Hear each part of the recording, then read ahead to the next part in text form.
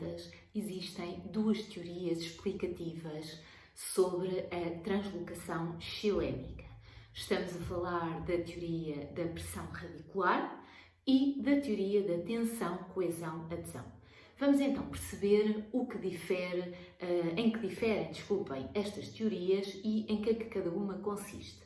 A pressão radicular, tal como o próprio nome indica, está relacionada com a pressão que se gera ao nível da raiz e que essa pressão supostamente será suficiente para fazer ascender a água até ao topo das plantas. Um bocadinho na linha do raciocínio da absorção radicular, em que as células da raiz têm que estar obrigatoriamente hipertónicas, ou seja, têm que ter uma elevada pressão osmótica para que a água consiga entrar nessas células, gerar uma pressão de turgescência tal, a tal pressão radicular, que seria suficiente para fazer subir a água até ao topo das plantas.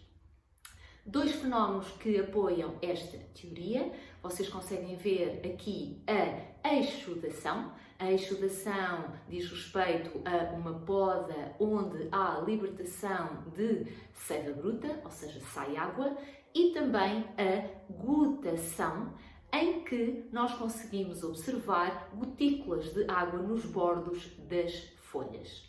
Ora, esta pressão radicular e estes fenómenos só acontecem em plantas de pequeno porte.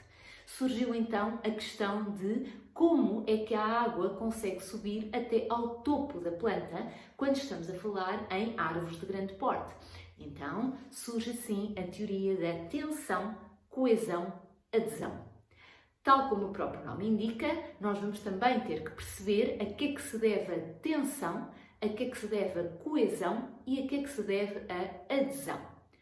Vocês aqui, através deste esquema, conseguem observar que a tensão foliar deve-se à perda de água por transpiração, o que causa uma hipertonicidade nas células, ou seja, as células perdem água, as células do mesófilo vão ficar hipertónicas, vai aumentar a pressão osmótica e isso vai gerar uma tensão foliar.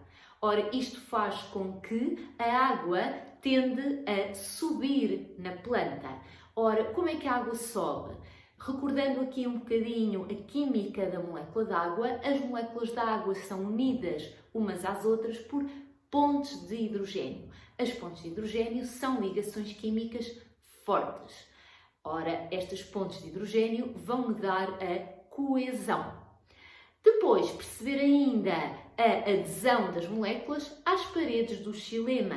Ora, o xilema é um tecido morto com lignina e essa lignina vai facilitar a sua adesão das moléculas de água às paredes do xilema, formando então assim uma coluna contínua de água desde a raiz até às folhas. Então, está explicada a tensão, a coesão e a adesão. Vamos então raciocinar. A planta vai transpirar. Ao transpirar, ela perde água. As células do mesófilo vão ficar hipertónicas e, portanto, tem que passar água do xilema da folha para as células do mesófilo. Então é como que a transpiração vai ser o motor, entre aspas, da corrente de água que vai ascender na planta. Sendo que a água vai passar então do xilema da folha para as células do mesófilo, depois ela vai puxar, ela é contínua, passa do xilema do caule para o xilema da folha e depois do xilema da raiz para o xilema do caule. Só no final é que fica então a raiz com déficit, com aumento de pressão osmótica e então vai compensar com a entrada de água do solo para a raiz. Então, em termos de sequenciação, que é importante para não falhar nestas questões de exame nacional, a primeira coisa que acontece é a planta transpirar e a última coisa que acontece é a passagem da água do solo para a raiz. Depois, em função da sequência, temos que ler muito bem sempre a frase e jogar com os aumentos de pressão osmótica, aumentos de pressão de turgescência e se estamos a falar da folha, da raiz ou do caule.